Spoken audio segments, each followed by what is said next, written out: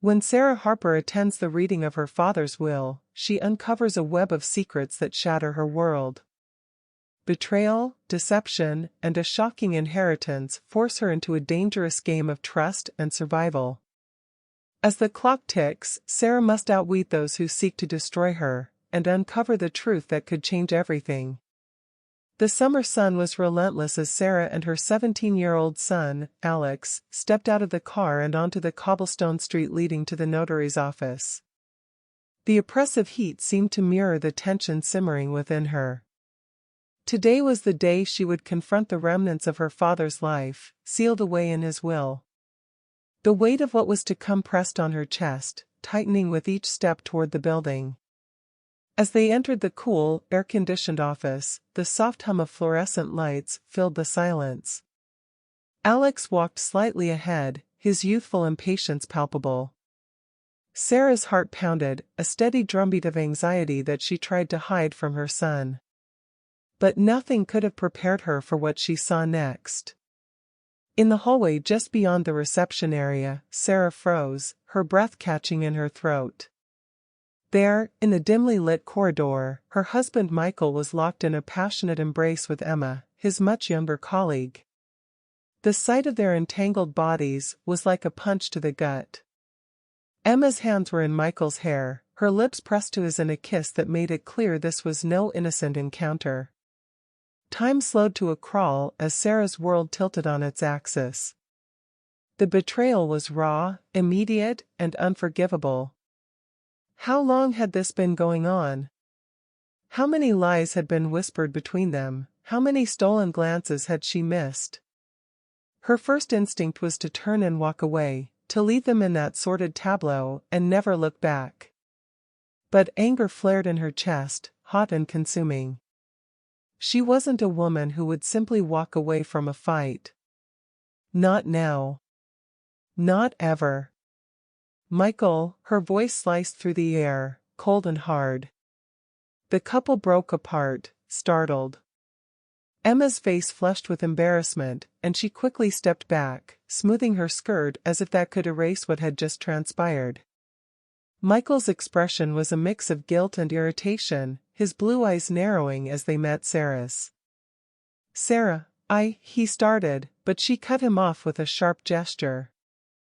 "Don't. Just don't," she hissed, the words trembling on the edge of control. "How dare you? Here?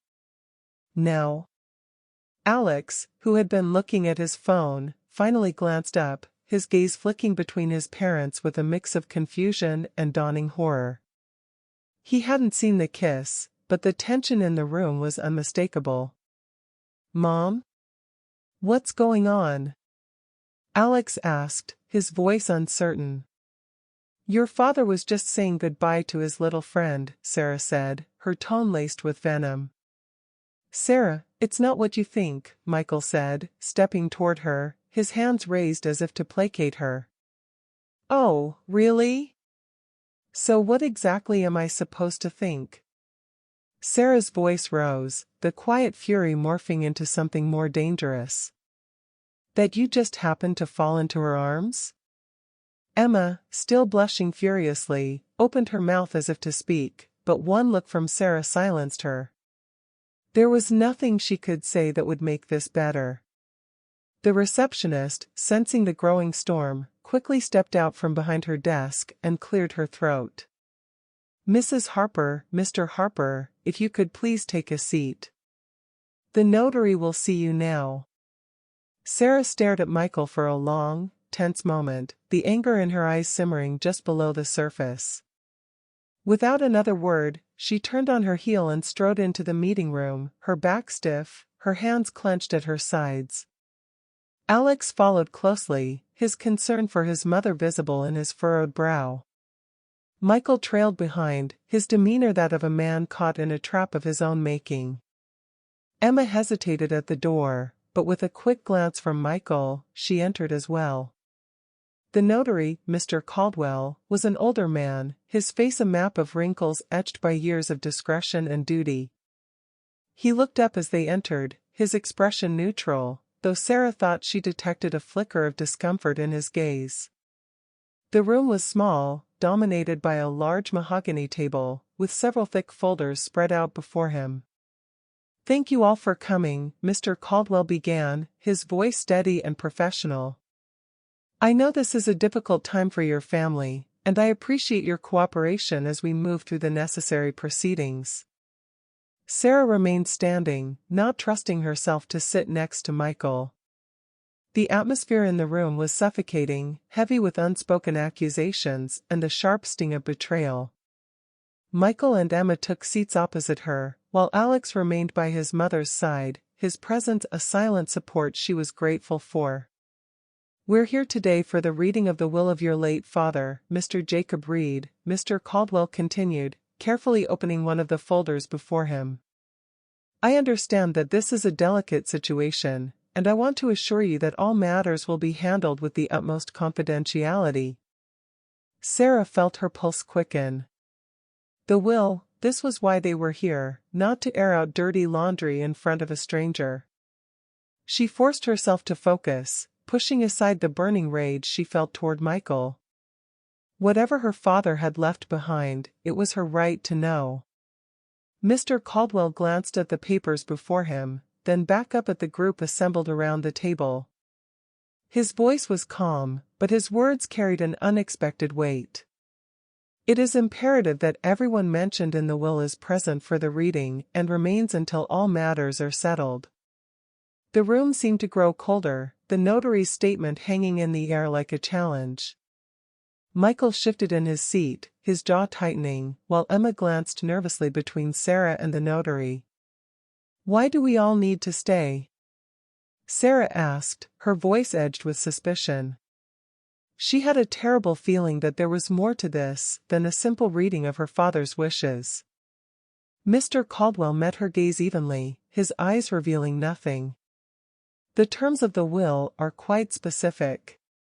It is essential that all parties remain until the proceedings are concluded. I assure you, it will all be clear in due time." Sarah's fingers dug into the back of the chair she stood behind, the tension twisting her insides. She didn't like this. Not one bit. But there was no turning back now. Whatever secrets lay hidden in her father's will, she would face them head-on, just as she would deal with the man sitting across from her who had shattered the last remnants of her trust. As the notary began to read, Sarah braced herself, knowing that whatever was coming next would change everything. The room was cloaked in an eerie stillness as Mr. Caldwell unfolded the first page of the will. Sarah stood rigid, her pulse thrumming in her ears. Her eyes flickered to Michael, whose demeanor had shifted from one of discomfort to barely concealed anticipation. Emma sat beside him, her posture stiff, but there was a spark in her eyes that hadn't been there before. It sent a chill down Sarah's spine.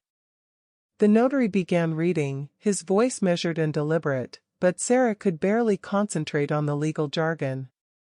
She only heard fragments, shares, properties, assets, words that meant little in the grand scheme of her emotions. She was waiting for the part that mattered, the part that explained why she had been dragged into this charade with Michael and his little paramour. "And to my daughter, Sarah Reed Harper, I leave the bulk of my estate, valued at approximately $1 billion. A collective gasp filled the room, but Sarah barely registered it. The figure was staggering, more money than she had ever imagined, but it wasn't the amount that caused her heart to stutter. It was the implication. This was her father's legacy, the culmination of everything he had built over a lifetime. It was meant to be hers, yet it felt like a burden she wasn't prepared to carry. But Mr. Caldwell wasn't finished. "There is, however, a condition attached to this inheritance," he continued, and Sarah's stomach dropped. Conditions were never simple, and her father had never been a man to make things easy. In order to receive the full inheritance, Mr. Caldwell's eyes met Sarah's, and she sensed the gravity of what he was about to say. "You must remain married to Michael Harper for a period of no less than 5 years from the date of this reading." The silence that followed was suffocating. Sarah felt as if the ground had just crumbled beneath her feet, leaving her suspended in a void of disbelief. She opened her mouth to speak, to protest, but no words came out. Michael was the first to react. A slow, calculated smile spread across his face, his eyes darkening with satisfaction. "Well, this is unexpected," he said, his tone far too controlled, too pleased. Sarah's gaze snapped to Emma, who was staring at Michael with a look that made Sarah's skin crawl. It was a look of understanding, of complicity. Emma quickly schooled her features into a mask of concern, but the damage was done. Sarah had seen the truth in that brief exchange. They knew. They both knew. "What the hell is this?" Sarah finally managed to choke out, her voice trembling with a mix of fury and disbelief. "Why would my father do this?" Mr. Caldwell cleared his throat, his expression carefully neutral. "Your father's reasoning is not explicitly stated in the will, Mrs. Harper. However, it is clear that he wished for your marriage to continue, perhaps in the belief that with time, any issues might be resolved." "Resolved?" Sarah repeated, incredulous. "My father wanted me to stay married to a man who's been cheating on me?" Michael's eyes flashed with something dark, but he remained silent, his hands resting on the table with a faint air of calm. Emma, on the other hand, shifted uncomfortably in her seat, her gaze darting between Sarah and Michael. "Sarah, think about this," Michael said, his voice smooth and persuasive, as if he were negotiating a business deal. "This is $1 billion we're talking about. We've had our problems, sure, but is it really worth throwing all this away?" The words felt like acid on Sarah's skin. Was this how he saw it? A mere transaction? She looked at him, really looked at him, and saw the man she had married over 2 decades ago, the charming, ambitious lawyer who had promised her the world. But now that world was twisted, corrupted by his lies and betrayal. And yet, here he was, trying to convince her that money could fix what was broken. "You're unbelievable," Sarah said quietly, her voice laced with disgust. "This isn't about the money, Michael. It's about respect, trust, things you clearly don't understand." "But maybe we could try," Michael pressed, leaning forward slightly, his eyes searching hers for any sign of weakness. 5 years isn't that long, Sarah. We could. "Don't," she snapped, cutting him off. "Just don't." She turned to Mr. Caldwell, who was watching the exchange with a composed, professional detachment. "What happens if I don't agree to this condition?" Mr. Caldwell flipped through the pages, skimming over the legal text. "If you choose not to fulfill the condition, the inheritance will be distributed differently. The majority of the assets will go into a trust, managed by a third party, with certain portions allocated to charitable organizations and the remaining divided among distant relatives." Sarah felt her anger shift into something deeper, something almost primal. Her father had put her in an impossible position, forced her hand in a way that felt manipulative and cruel. And yet, she understood him, even if she didn't want to. This was his last attempt to control her life, to push her into making decisions she didn't want to make. But she wasn't a puppet, and she wouldn't be used. 5 years, she whispered to herself, the words heavy with implication. Could she really endure 5 more years of this sham of a marriage, just for the sake of money? Was her father's legacy worth that kind of sacrifice? She felt the eyes of the room on her, waiting for her decision, waiting to see if she would bend or break. "I need time to think," she said finally, her voice steely with resolve.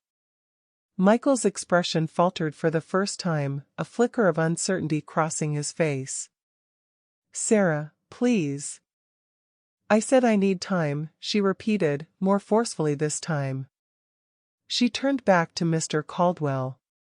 "How long do I have to decide?" 30 days, Mr. Caldwell replied, his tone gentle but firm. You have 30 days to either accept or decline the terms. Sarah nodded slowly, her mind already racing with possibilities, with plans. She wasn't going to be forced into a corner, not by her father, and certainly not by Michael. She had 30 days to figure out her next move, and she intended to use every single one of them. As she rose from the table, Michael reached out as if to stop her, but she stepped back, her eyes blazing with determination. Don't follow me, Michael. I'll make my decision on my own terms. The night was quiet, the kind of stillness that wrapped around you like a shroud. Sarah sat in her bedroom, the will and its devastating condition weighing heavily on her mind. The thought of staying married to Michael for another 5 years was unbearable, but the alternative, walking away from her father's legacy, seemed equally impossible. Her mind raced, trying to untangle the web her father had woven, and find some sense in his final act of control. As she sat in the darkness, memories she had long buried began to surface, unbidden and unwelcome. She was transported back to a time when she was just a girl, only 12 years old. Her father had been a towering figure in her life, a man of influence and power who always seemed to know more than he let on. But there was one day, one conversation, that had changed the way she saw him forever.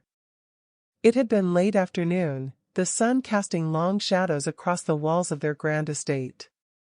Sarah was wandering the halls, as she often did when her father was in meetings, her young mind curious about the adult world she was so often excluded from. She had drifted towards her father's study, a place she knew she wasn't supposed to be when he was working. But something had drawn her there that day, a strange sense of foreboding she couldn't quite explain. As she approached the heavy oak door, she heard voices, her father's low, commanding tone, and another man's, more frantic, anxious. The door was slightly ajar, and Sarah, with all the curiosity of a child, crept closer, peering through the crack. I'm telling you, Jacob, we have to act now before this gets out of hand, the other man was saying, his voice shaking. If this leaks, it'll destroy us. Sarah couldn't see her father's face, but she could imagine his stern expression, the way his eyes would narrow when he was considering his options. You're overreacting, he said calmly. We've managed it so far, haven't we? There's no reason to panic now. But the tests, those children, the man's voice cracked, they're not improving. If anything, they're getting worse. We can't keep this quiet forever. Which is why we have to be smart about this, her father replied, his voice cold, calculated. We'll bury it, discredit anyone who tries to talk. I've worked too hard to let some inconsequential findings ruin everything. Sarah's heart had pounded in her chest as she listened, the weight of the conversation far beyond her understanding. But she knew, even then, that something was terribly wrong. She had backed away from the door, not wanting to hear more, her mind reeling with confusion and fear. Later that night, she had tried to ask her father about it, in the roundabout way that children do, but he had brushed her off, telling her not to worry about things that didn't concern her. And so, she had pushed it to the back of her mind, burying it under layers of childhood innocence and the passage of time. But now, as an adult, the memory came rushing back with startling clarity. Her father had been involved in something dark, something dangerous, and it had been swept under the rug, just as he had promised it would be. But the guilt, his guilt, had lingered, festering over the years, until it had manifested in this twisted final act of penance. The billion-dollar inheritance wasn't just money, it was a burden, a way for him to make amends for sins she was only now beginning to understand. Sarah's thoughts were interrupted by a knock on the door. Alex entered, his face pale, his expression troubled. Mom, I found something, he said quietly, holding a stack of yellowed letters in his hands. She looked up at him, her heart sinking at the sight of the papers. What is it? I was going through some old boxes in the attic, trying to find, well, I don't know what I was looking for. But I found these, he said, handing the letters to her. Sarah took them, her hands trembling slightly as she unfolded the top one. The handwriting was unfamiliar, a woman's cursive, elegant but hurried. Dearest Jacob, it began, I cannot continue like this. The secrecy, the lies, you promised me we would find a way to make this right, but I'm losing hope. Our child deserves better than this. I won't let him grow up in the shadows, hidden from the world as if he were some terrible mistake. I need you to be the man you once were, to do what is right, not just for me, but for him. Sarah felt a cold dread settle over her as she read the words. The letters, all of them, told the same story, a secret relationship her father had hidden away, a child he had never acknowledged. A half-sibling she had never known about. Where did you find these? She asked, her voice strained. In a box labeled keepsakes, Alex replied, his voice as heavy as hers. Mom, do you think this could be true? That we have another family out there? Sarah didn't answer right away, her mind reeling from the implications. It was one thing to learn about her father's involvement in a scandal, but this was personal. This was a part of her life she had never known existed, a betrayal that cut even deeper than the one Michael had inflicted. I don't know, she said finally, the words barely a whisper. But it seems like there's a lot we didn't know about your grandfather. Alex sat down beside her, his presence a small comfort in the midst of the chaos. What are you going to do? Sarah looked at the letters, her thoughts racing. Her father's will, the condition he had set, suddenly took on a new light. This wasn't just about the money, or even about Michael. This was about her father trying to make amends, in the only way he knew how, for the mistakes he had made, the people he had hurt. I don't know yet, she admitted. But I'm going to find out who wrote these letters, and what happened to that child. If my father was trying to make this right, then I have to see it through. Alex nodded, his eyes full of determination. Whatever you decide, I'm with you, Mom. The next morning, Sarah found herself pacing the kitchen, the letters from the night before still lying on the table like silent witnesses to the turmoil in her mind. The revelations had cracked open a part of her past she hadn't even known existed, but today, her focus had to be on the present, on the man who had shattered what little was left of her trust. She heard Michael enter the house, his footsteps echoing down the hallway, and she braced herself. This confrontation had been a long time coming, and now, there was no avoiding it. Michael walked into the kitchen, looking startled to see her standing there, arms crossed, waiting. Sarah, he began, but she held up a hand to stop him. Don't, she said, her voice colder than she felt. We're going to talk about this, Michael. All of it. He sighed, running a hand through his hair. I don't know what there is to talk about, Sarah. You already know everything. Do I? She shot back, her eyes narrowing. Because it seems to me that there's a lot you've been keeping from me. Starting with Emma. Michael flinched at the name, but quickly recovered. Emma was a mistake. A stupid, meaningless mistake. It's over now, Sarah. I ended it. Sarah stared at him, her heart hardening with every word he spoke. You ended it? When? After I caught you with her in the hallway? Or were you planning on ending it after you spent 5 more years taking my father's money? That's not fair, Michael protested, stepping closer to her. It wasn't about the money. It was never about the money. Then what was it about, Michael?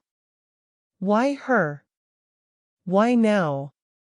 The questions came out in a rush, all the anger and betrayal she had been holding back now pouring out in a torrent of pain. I was lonely, he admitted, his voice low. You were so caught up in your own world, in your father's illness, in everything except us. I needed someone to talk to, someone who. Spare me the sob story, Sarah cut in, her voice sharp. You needed someone who wasn't me. Fine. But you could have ended our marriage instead of sneaking around behind my back. I didn't want to hurt you, he said, his eyes pleading for understanding. You didn't want to hurt me?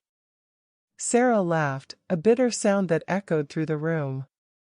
Well, congratulations, Michael. You've managed to do just that. He reached for her, but she stepped back, keeping the distance between them. I don't know if I can forgive you for this, she said, her voice trembling.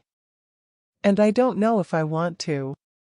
Michael's face fell, the confident mask he always wore slipping away to reveal the man underneath, a man who was just as lost and confused as she was. I'm sorry, Sarah, he whispered. I'm so sorry. Before Sarah could respond, a new voice broke the tension like a clap of thunder. I'm pregnant. Both Sarah and Michael turned to see Emma standing in the doorway, her face pale but defiant. The words hung in the air, heavy and undeniable, a new blow that left Sarah reeling. Pregnant? Sarah echoed, her voice barely above a whisper. She looked at Michael, who had gone ashen, his mouth opening and closing without a sound. Yes, Emma said, stepping into the room, her hands clasped protectively over her stomach. I found out a few weeks ago. I didn't know how to tell you, Michael, but you needed to know. Michael looked as if the floor had been ripped out from under him. This can't be happening, he muttered, running a hand through his hair again, a gesture that had become a telltale sign of his distress. It is, Emma insisted, her voice trembling now. I'm keeping the baby, Michael. You have to decide what you're going to do. Sarah felt as though she were drowning, caught in a whirlpool of emotions that threatened to pull her under. The betrayal had been bad enough, but this was something else entirely. A child. A living, breathing reminder of everything that had gone wrong in her marriage. She had no idea how to process it, how to react. Mom, Alex's voice suddenly cut through the fog of her thoughts. She turned to see him standing in the doorway, his face a mask of anger and disappointment. I knew. The words hit her like a punch to the gut. What do you mean, you knew? I've known about the affair for months, Alex confessed, his voice low, filled with shame. I didn't know what to do, Mom. I didn't want to hurt you, but I couldn't stop thinking about it. I should have told you, but I couldn't. Sarah's legs felt weak, as if they could no longer hold her up. She sank into a chair, staring at her son in disbelief. You've known all this time, and you didn't say anything? I'm sorry, Alex whispered, tears filling his eyes. I didn't know how to tell you. I thought maybe it would just go away.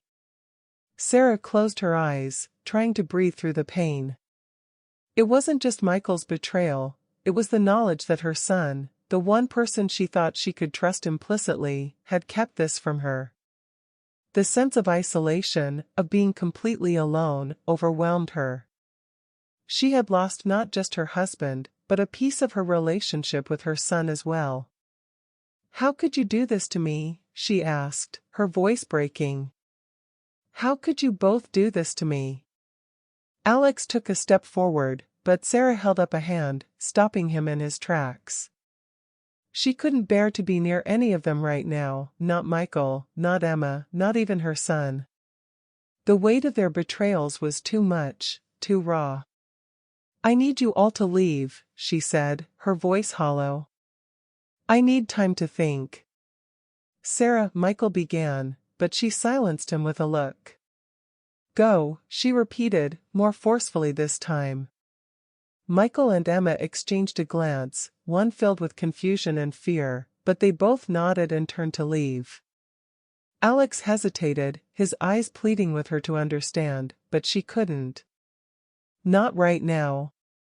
She watched as they all walked out, leaving her alone in the quiet, empty kitchen. The silence that followed was deafening. For the first time in her life, Sarah felt truly alone, surrounded by the shattered pieces of the life she had once known. She had no idea how to put them back together, or if it was even possible.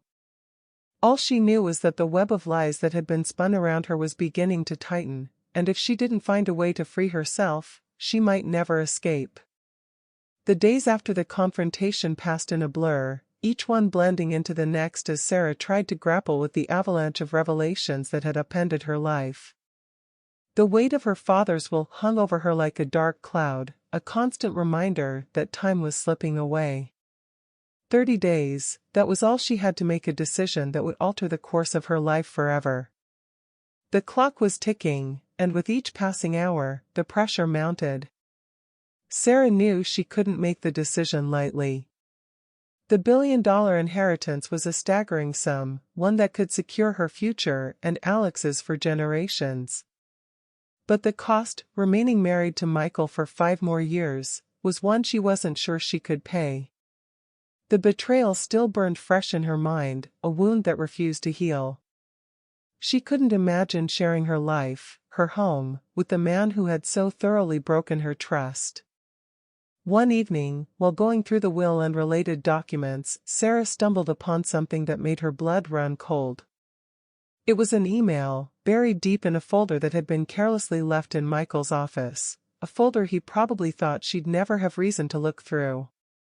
The subject line was innocuous enough, inheritance planning, but the content was anything but. The email was from Emma, sent to Michael just a few weeks before her father's death. "Once the will is read, we'll have to act quickly," it began. "She'll never agree to stay married to you if she knows the truth, so we need to make sure she doesn't have a choice. Once we secure the money, we can move forward as planned. 5 years isn't that long, and it'll be worth it in the end." Sarah felt a cold sweat break out on her skin as she read the words. This was more than just an affair. It was a calculated, deliberate plan to deceive her, to trap her in a marriage that would benefit them and rob her of her autonomy. They had known about the condition in the will before it was even read. They had planned to manipulate her, to steal what her father had left her. Her hands shook as she set the email aside, her mind racing. The depth of their betrayal was staggering, and the anger that had simmered inside her now flared into something fierce and unyielding. They had underestimated her, thinking she would be too devastated, too overwhelmed to see through their lies. But they were wrong. Sarah knew she couldn't fight this battle alone. She needed an ally, someone who could help her navigate the treacherous waters ahead. As much as she hated to admit it, there was one person who might be able to help her, Vivian, her father's young widow. The idea of turning to Vivian for help was a bitter pill to swallow. Vivian was everything Sarah wasn't: beautiful, charming, and decades younger. She had been a fixture in Sarah's father's life for the past few years, and despite Sarah's initial distrust, her father had seemed genuinely happy with her. Still, Sarah had kept her distance, never fully accepting the woman who had taken her mother's place. But now, with her father gone and her world unraveling, Vivian might be the only person who could help her. She knew more about Sarah's father's affairs than anyone else, and if there was something Sarah was missing, Vivian would know. The next day, Sarah drove to Vivian's home, a sprawling estate her father had purchased shortly before his death. The place was immaculate, a testament to Vivian's taste and the wealth her father had lavished upon her. Sarah had never felt comfortable here, but today, she had no choice. Vivian opened the door herself, dressed in a sleek black dress that highlighted her graceful figure. Her eyes widened in surprise at the sight of Sarah, but she quickly composed herself. "Sarah," she said, her voice warm but cautious. "I wasn't expecting you. Can we talk?" Sarah asked, not bothering with pleasantries. There was too much at stake for small talk. Of course, Vivian replied, stepping aside to let her in. She led Sarah to the living room, a space filled with expensive furniture and tasteful art. It was the kind of room that made Sarah feel out of place, but she pushed the discomfort aside. She was here for answers, not to admire the decor. Once they were seated, Vivian looked at Sarah with an expression that was part curiosity, part concern. "What's going on, Sarah?" Sarah didn't waste any time. "I found something," she said, pulling the email from her bag and handing it to Vivian. "I think Michael and Emma are planning to steal the inheritance. They knew about the conditions in the will before it was read, and they're trying to manipulate me into staying married to Michael so they can get their hands on the money." Vivian's eyes scanned the email, her expression growing darker with each passing second. When she looked up, there was a fire in her eyes that Sarah hadn't expected. "That son of a bitch," she muttered under her breath. "I knew Michael was a snake, but I never thought he'd stoop this low." Sarah blinked, taken aback by the venom in Vivian's voice. "You believe me?" "Of course I believe you," Vivian replied, her voice firm. "Your father might have been many things, but he wasn't a fool. He wouldn't have set those conditions without a reason. And if Michael and Emma are conspiring against you, then they need to be stopped." Sarah felt a flicker of hope. "Will you help me?" Vivian leaned back in her chair, her gaze thoughtful. "Yes, I'll help you. But we need to be smart about this. Michael is a lawyer, and a damn good one at that. He'll have covered his tracks, and we need to find a way to expose him without tipping our hand too soon." Sarah nodded, the determination in Vivian's voice bolstering her own resolve. "What do you suggest?" "We need to gather evidence," Vivian said. "If we can prove that Michael and Emma conspired to manipulate the will and deceive you, we can invalidate the condition and secure the inheritance without you having to stay married to him." "Where do we start?" Sarah asked, feeling a renewed sense of purpose. Vivian smiled, a hint of steel in her expression. "We start by finding out how they knew about the will before it was read. And then, we dig up every dirty secret they've been hiding. If they've been planning this for as long as I think they have, there's bound to be something we can use." The days grew shorter as the deadline loomed, each one bringing new tension, new threats. Sarah and Vivian worked tirelessly, poring over documents, tracing emails, and piecing together the fragments of Michael's deception. But just when they thought they were making headway, a new storm broke. It started with a phone call. Sarah was at Vivian's house, surrounded by stacks of papers and legal documents, when her phone buzzed on the table. She glanced at the screen and saw the name of her family's financial advisor, a man who had managed her father's accounts for years. "Sarah," he said, his voice heavy with concern, "we need to talk." Sarah's pulse quickened. "What's wrong?" "There's been some unusual activity in your accounts," he explained. "Large transfers, investments in offshore accounts, things that don't align with your typical financial behavior. It's raised some red flags, and I wanted to make sure you were aware." Sarah's heart sank. This was Michael's doing. She was sure of it. "I haven't authorized any transfers," she said, her voice tight with anxiety. "What exactly are we talking about here?" He hesitated, and when he spoke again, his tone was grim. "Sarah, if these transactions are traced back to you, it could look like fraud. And given the amounts involved, we're talking about potential criminal charges." The blood drained from Sarah's face as the reality of his words hit her. This wasn't just a scheme to take her money, Michael was trying to destroy her. If he could frame her for financial fraud, he'd have all the leverage he needed to force her hand, to make her agree to his terms. "I didn't do this," she whispered, her mind racing. "You have to believe me." I do, he said gently. But the authorities might not. We need to act quickly, before this escalates. Sarah hung up the phone, her hands shaking. Vivian, who had been listening to her side of the conversation, looked at her with concern. What is it?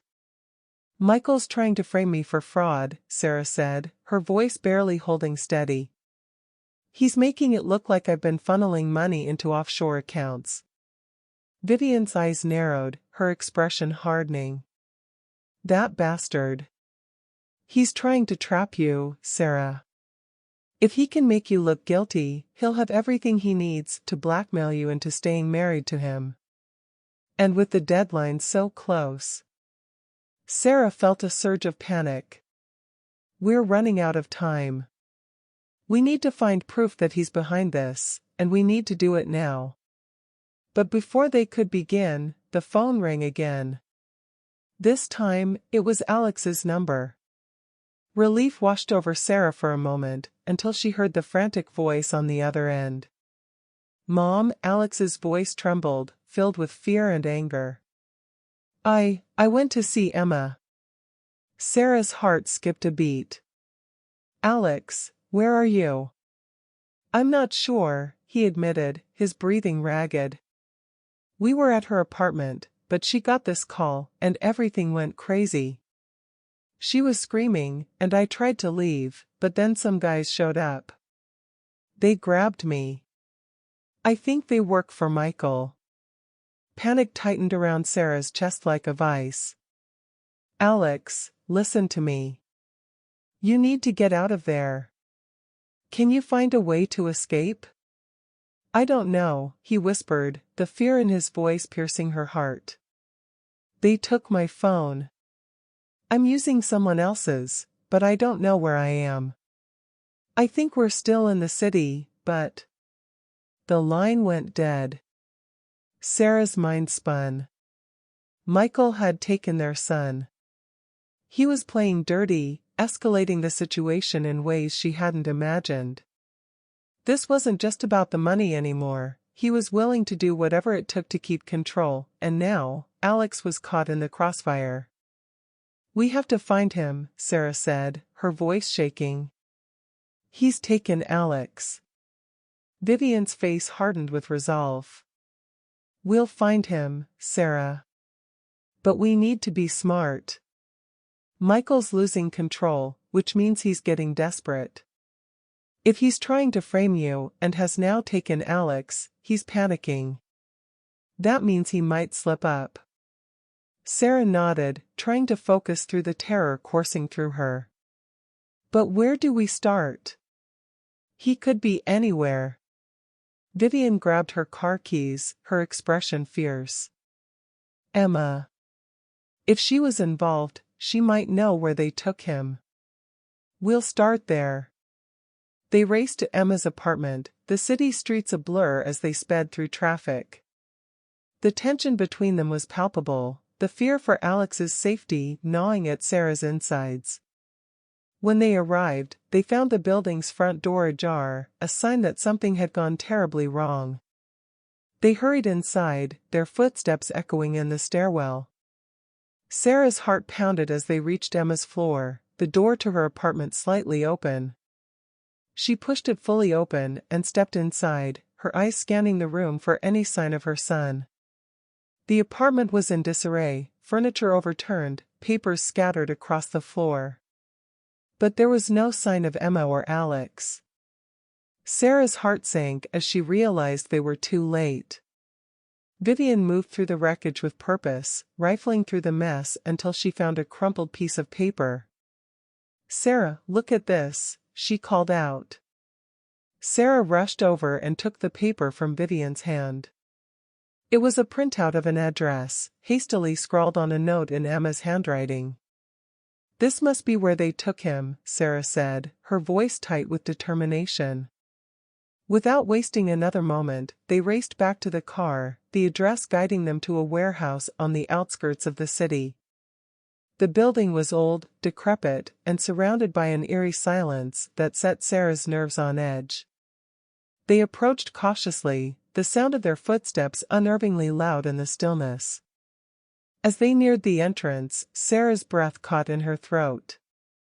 She could hear muffled voices coming from inside, one of them unmistakably Alex's. "Stay behind me," Vivian whispered, pulling out a small gun from her purse. Sarah shot her a surprised look, but Vivian's focus was unwavering. "I'm not letting them take him, Sarah."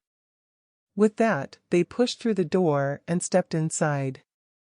The scene before them was chaotic. Michael and Emma stood near the center of the room, arguing with two men who were clearly the hired muscle. And there, tied to a chair, was Alex, his face pale but determined. "Let him go!" Sarah shouted, her voice echoing off the walls. Michael's head snapped around, his expression turning dark as he saw Sarah and Vivian standing there, defiant. "Sarah, you don't understand." "Save it," she cut him off, stepping forward, her eyes blazing. "I know exactly what you're trying to do. But it's over, Michael. I'm not going to let you ruin our lives any more than you already have." Michael's gaze flicked to Vivian, who had the gun trained on him. His face twisted with anger, but he didn't move. "This doesn't have to end badly, Sarah. Just walk away, and we can still make this work." "Work?" Sarah echoed, her voice dripping with disdain. "The only thing that's going to work is you paying for what you've done. Let Alex go, and maybe you'll get a deal." For a moment, Michael hesitated, his eyes narrowing as he calculated his next move. But Vivian wasn't giving him a chance. She stepped forward, her grip steady, and Michael knew he was cornered. "Fine," he spat, signaling the men to untie Alex.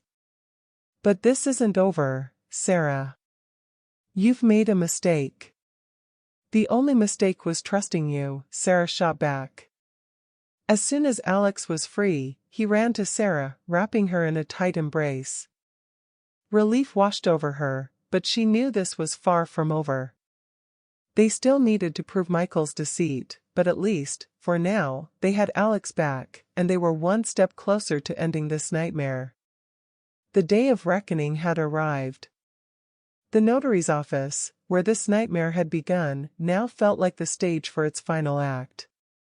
Sarah stood outside the building, the weight of the past 30 days pressing down on her. She had been through hell and back, but today, she would find out if it had all been worth it. Beside her, Vivian was a pillar of strength, her presence a reminder that Sarah wasn't alone in this fight. Alex stood on her other side, his expression set with determination, a far cry from the boy who had been caught in the middle of his parents' war. They were a team now, bound together by the secrets they had uncovered and the justice they sought. Inside, the room was just as she remembered, cold, impersonal, with its polished wood and high ceilings. Mr. Caldwell, the notary, was seated behind his desk, his expression as unreadable as ever. But today, the tension in the room was palpable. Michael and Emma were already there, their faces tight with anticipation. Michael's gaze met Sarah's, and she saw a flicker of something in his eyes, fear, perhaps, or desperation. Emma, however, wore a different expression, one that was harder to read. She looked nervous, yes, but there was something else there too, something that made Sarah's skin prickle with unease. Mr. Caldwell cleared his throat, drawing everyone's attention. "Thank you all for being here. As you know, today marks the 30th day since the reading of Jacob Reed's will. Mrs. Harper, have you reached a decision regarding the conditions set forth?" Sarah took a deep breath, glancing at Vivian and Alex for support. She had rehearsed this moment in her mind 100 times, but now that it was here, the words felt heavy on her tongue. "I have," she said, her voice steady. "But before I proceed, there's something that needs to be addressed." Michael shifted in his seat, his eyes narrowing. "What are you talking about, Sarah?" "I'm talking about the truth, Michael," she replied, her gaze hardening. The truth about your plan to manipulate me, to steal the inheritance. The truth about Emma. And the truth about what my father really left behind. For the first time, Emma's composure cracked. She glanced at Michael, then back at Sarah, her expression one of panic. Sarah, I don't know what you're. Don't lie, Sarah interrupted, her voice cutting through the air like a knife. We've uncovered everything. The emails, the financial records, the offshore accounts. You and Michael planned this from the beginning, didn't you? You knew about the will before it was even read. You knew about the conditions, and you were going to use them to trap me. Michael tried to speak, but Sarah didn't give him the chance. But what you didn't count on, she continued, was that we'd find out the real reason why my father put those conditions in the will. At this, Mr. Caldwell looked up sharply, his professional detachment slipping just enough to reveal a hint of curiosity. And what reason might that be, Mrs. Harper? Sarah turned her gaze to Emma, her heart pounding. This was it, the moment of truth. Emma, she said, her voice softer now, tinged with a sadness she hadn't expected, you're not just Michael's lover. You're my half-sister. A stunned silence fell over the room. Emma's face went white, her hands trembling as she shook her head in denial. No, no, that's not possible. It is, Sarah said, her voice gentle but firm. We found the letters, the ones my father wrote to your mother. He never acknowledged you publicly, but he knew you were his daughter. He arranged for you to be in my life, to test me, to see if I would recognize the truth and choose family over money. Michael looked between Sarah and Emma, his confusion giving way to anger. This is ridiculous. You're just trying to distract us. No, Michael, Sarah said, her voice rising. This is the truth. My father was a complicated man, and he made mistakes, terrible mistakes, but he wanted to make things right, even if it was in the most twisted way possible. He wanted to see if I would choose the right path, if I could forgive, if I could find the strength to look beyond the lies. Emma's eyes filled with tears, her defenses crumbling. I didn't know, she whispered, her voice breaking. I swear, Sarah, I didn't know. I believe you, Sarah replied, and she meant it. But now that we both know the truth, we have to decide what to do with it. Mr. Caldwell cleared his throat, regaining his composure.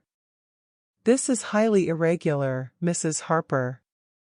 But if what you're saying is true. It is, Vivian interjected, stepping forward. We've corroborated everything.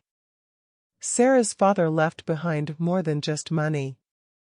He left behind a choice between greed and redemption. Michael's face twisted with fury. You can't seriously believe this nonsense, Caldwell. This is nothing but a ploy to. Silence, Michael, Sarah snapped, her voice cold as ice. It's over. You've lost. Whatever you thought you were going to gain from this, it's gone. And if you even think about trying to take this to court, we have more than enough evidence to destroy you. Michael's mouth snapped shut, the rage in his eyes replaced by a look of bitter defeat. He knew he was beaten. Mr. Caldwell nodded slowly, taking in everything that had been said. In light of these revelations, it seems the conditions of the will may have been intended as more of a moral test than a legal stipulation. If Mrs. Harper is willing to accept the terms as stated, she may proceed. If not, an alternative arrangement can be considered. Sarah looked at Alex, then at Vivian, and finally back at Emma. I accept the terms, she said, her voice strong and clear. But not for the reasons my father intended. I accept them because it's the right thing to do, and because I believe in the legacy he truly wanted to leave behind. Mr. Caldwell gave a small nod. Very well. The inheritance will be transferred as per the original stipulations. But before he could finalize the paperwork, Sarah held up a hand. There's one more thing. My father's true legacy, it wasn't the money. It was his work. He spent years developing a groundbreaking medical discovery, something that could change the world. That's what he really wanted to leave behind, and that's what I'm going to protect. Emma looked at her, tears streaming down her face. Sarah, I don't know what to say. You don't have to say anything, Sarah replied softly. We're family, Emma. We may not have started this journey together, but we're going to finish it that way. In the weeks that followed, the Harper family began to rebuild, piece by piece. Michael was out of their lives for good, facing the legal consequences of his actions. Sarah and Emma worked together to honor their father's true legacy, using the inheritance to fund the medical research that had been his life's work. Vivian became a close ally, her bond with Sarah strengthened by the trials they had faced together. And Alex, though scarred by the events of the past month, found a new sense of purpose in helping his mother and aunt build something meaningful out of the chaos. As the days passed, the wounds began to heal, and the Harpers discovered that, even in the midst of betrayal and deception, there could be redemption and new beginnings. They had been tested, but in the end, they had chosen family over fortune, love over lies. And that was a legacy worth fighting for.